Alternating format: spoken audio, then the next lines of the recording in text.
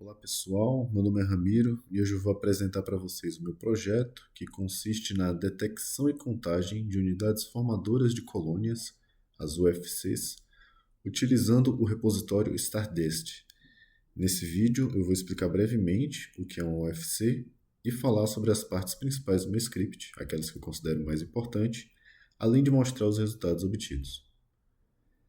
As unidades formadoras de colônias, ou UFCs, elas são usadas para estimar o número de células bacterianas ou células fúngicas viáveis que conseguem se reproduzir dentro de determinadas condições. A contagem, que geralmente é manual, das UFCs, é um método para medir o crescimento bacteriano e também para conseguir determinar quais micro-organismos estão presentes em alimentos, solo e água. Além disso, esse método possui também outras aplicações clínicas. No meu projeto, então, o objetivo é automatizar a detecção e a contagem das UFCs. Bom, eu encontrei esse paper no qual os autores disponibilizam um dataset com 369 imagens de 24 espécies de diferentes bactérias, onde cada uma das 56.865 colônias foi marcada com uma caixa delimitadora. Eles desenharam uma caixinha em volta de cada uma das colônias. E as coordenadas dessas caixas elas foram salvas num arquivo tipo JSON.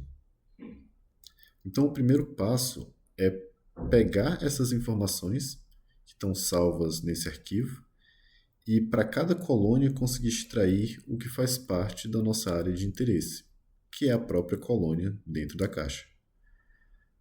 Para isso, eu decidi utilizar o método Watershed, mas antes eu dei uma preparada na imagem. Então, eu comecei convertendo para a escala de cinza, depois eu aplico uma linearização para criar uma imagem binária, onde eu faço a utilização do método Jyotsu, que determina automaticamente o melhor valor para o limiar.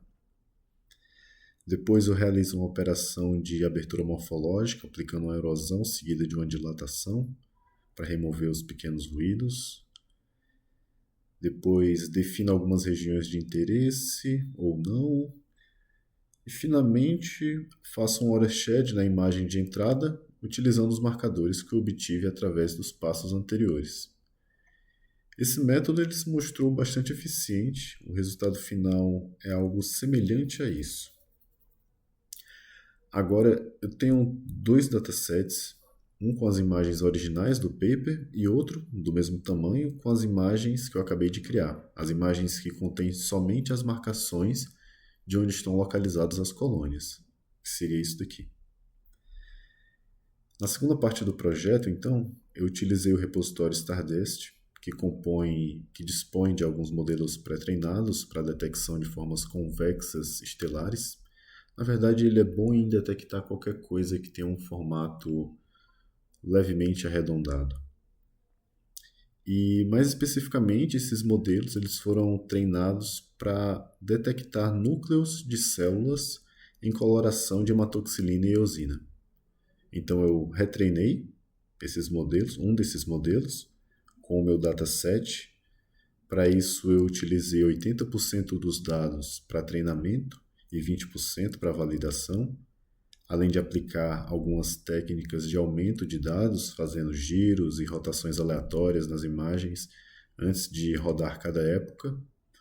E depois de rodar 100 épocas, eu salvei os pesos do treinamento e o modelo refinado. Aqui a gente consegue ver como é que foi o desempenho do modelo usando os valores de validação, os dados de validação, e consegue também acompanhar as perdas de treinamento e de validação por época. Então, por fim, eu testei o modelo refinado para predizer as regiões que representam colônias com uma nova imagem que eu peguei da internet, que não pertenceu ao grupo de testes ou de validação. É uma imagem completamente nova para o algoritmo. E o resultado foi bastante satisfatório. Nesse exemplo, ele conseguiu marcar o que visualmente eu consigo como todas as imagens, indicando aí 72 unidades formadoras de colônias.